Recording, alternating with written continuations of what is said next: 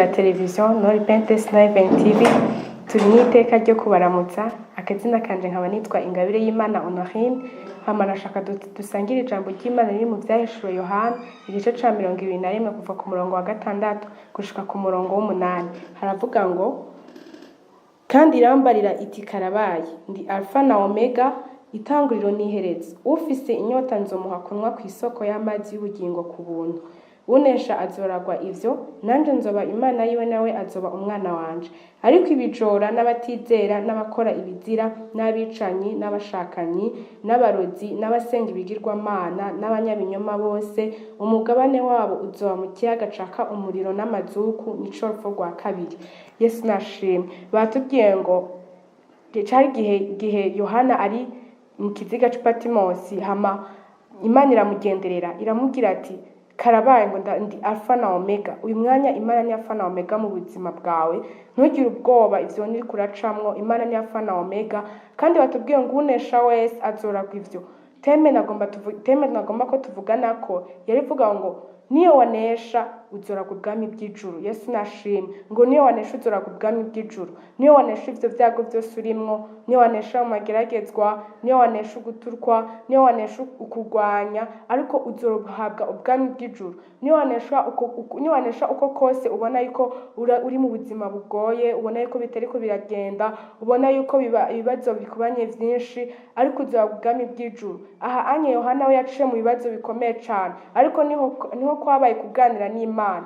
Ivyo bibazo vyose urimwo, ja mu cumba usenge, aho uri wiyegereze Imana, ubwo Imana ndakwinginze umbabarire kuvyo nakoze, uhebe ivyo vyaha vyose urimwo, uhebe ivyo vyose Imana bitayihesha icubahiro. Kuko ijambo ry'Imana tubwira ngo iyo Imana yiheje umunyavyaha imutera gusesemwa, ariko ijambo ry'Imana kandi ko ngaha tubwira ngo Imana ntabwo iza yikumira umunyavyaha, ariko iramyegereza. Hama umunyavyaha naho akavuga ikimugenza, avuga ati Imana mbabarira, nagendeye mu vyaha bitandukanye, ariko ndasaba imbabazi zawe ngo zimbeko. Imana ni inyembabazi, Imana irashoboye, ntacananiye Imana. Imana irashobora gukurako ivyo bibazo vyose. Aho hose ubona yuko amayasheka kubanye menshi kw'ishuri, ubona yuko uriko urakora interro gasuta bitora, canke aho hose ubona yuko muhira bagushwanira, bagutuka, baguhora gusenga ntaco bitwaye, ariko senga Imana, wegereze Imana nkuko Yohana yiyegereje Imana. Imana nayo iraheza iramugendera. Nagira ndagukumire kwiyegereza Imana. Niyo wegereza Imana ivyo vyose bizogucikira. Ivyo vyose ubona ko ari ibibazo uzoteba bihere, kuko ijambo ry'Imana tubwira ngo Imana ngo ntabwo yigeze itererana uwera wayo. Kandi ijambo ry'Imana tubwira ngo nta wizeye Imana yigeze akorwa n'isoni canke amaramara, ngo kandi Imana ntigera itetereza uwayisenze. Yesu nashimwe. Usenga Imana, uyizere, uyisengane umutima wawe wose, nturebe ivyo vyose uri kuracamwo, nturaba ayo mageragezwa, ariko nagomba ndagukumire ngo wiyeze, witunganye. Aha batubwiye ngo unesha azoragwa ubwami bw'ijuru. Nateme navuze ngo niyo wanesha ivyo bigeragezo uzoragwa ubwami bw'ijuru. Ijambo ry'Imana tubwira ngo hahirwa umuntu yihangana, akihanganira amageragezwa, hama azokwambika ibitsibo niyo agera mw'ijuru. Niyo wihangana ukareka kugendera mu vyo vyose Imana idashaka, ugatandukana n'ubwo busambanyi. Nagira mvugane nawe umunyavyaha ubona yuko ugendera mu bidahesha Imana icubahiro, rekana n'ivyo, urekane n'ububeshi, urekane n'ubusambanyi, urekane n'ugutukana, urekane no kusenga ibigirwamana. Imana iri mu ruhande rwawe, iteze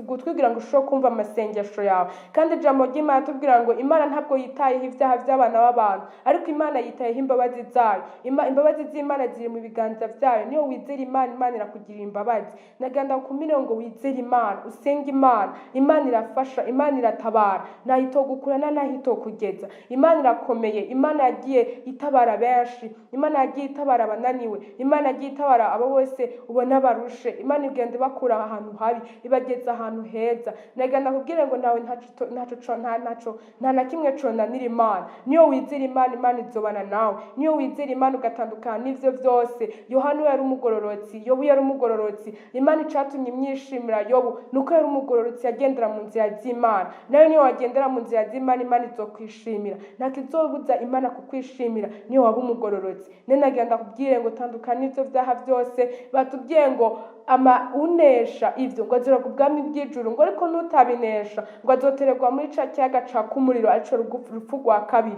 Uyu mwanya ijuru na Gehonomu biri mu biganza vyawe. Niyo wizera yuko hari ijuru arironka. Niyo wizera yuko hari umuriro urawujamwo. Nagomba ndagukumire wizera Imana. Imana ntaco winanira, Imana ntaco idashoboye. Wizera Imana irashoboye, Imana irashobora gukura mu vyo bibazo vyose urimwo, ariko niyo utizera Imana canke utandukanye n'ivyaha vyose uzoja muri rwa rupfu rwa kabiri ariko Gehonomu. Hama we wanyumvise Yesu aguhezagire, wizera Imana, nta Imana itogukurana nayo itogushika. Ndagomba dusenge dusaba Imana imbabazi aho twagendeye mu bitayihesheje icubahiro, hama imbabazi z'Imana ziraza kutubako. Kaze mu masengesho. Data mu izina rya Yesu twongeye kurenguka imbere yawe, turazi kuri Imana ihambaye kandi Imana ikomeye ntawe usa nawe. Turagushimiye umwami kwa rino jambo. Yesu Kristo habye icubahiro, wabanye natwe mwami, inganje ibiyaho ubu n'ibihe vyose. None turarengutse imbere yawe twisabira imbabazi zawe ngo zitubeko, utweze dutunganye, weze ibigabitanyo vyacu vyose mwami, aho twagendeye mu kubesha, aho twagendeye mwami ubunyantege nke, utubabarire. Ntaba ari twebwe gusa, hama amaraso tweza dutunganye, amaraso y'amwagazi y'intama tubeko. Mana turagushima bw'imbabazi zawe, icubahiro kikubeko ubu n'ibihe vyose. Amen. Hama turagiye gusenga, dusengera Imana imitwaro yose wowe ufise, usengera Imana imitwaro wowe ufise. Imana igiye kubishura ko ijambo ry'Imana avuga nyuma yo kwihanahaza umugisha. Kaze mu masengesho usengere uwo mutwaro wose ufise uguhanze, ndizeye ko Imana iza kutwishura. Kaze mu masengesho. Data mu izina rya Yesu turazi kuri Imana ihambaye kandi Imana ishoboye, ntawe gereranwa nawe kibirenge kizima. Ijambo ryaje kutubwira kuri Alpha na Omega, urahambaye kandi uragororotse mwami wacu, turagushima. None Data turazanye mwami imitwaro yacu mwami kugira ngo uyishure, urayizi kandi urayisobanukiwe. Turazi kuri Imana itigari yirengagiza abera bayo. Natwe turagomba ngo twishure mwami, utarayishura mwami uduhe kwihangana, ntaba ari twebwe gusa mwami, ariko udushoboze. Kandi ndizeye mwami Yesu Kristo ko nyuma y'imitwaro tuzoronka amashimwe. Imizi yanjye tubiseze tuvyizeye ubu n'imyaka yose. Amen. Mwarahezagiwe.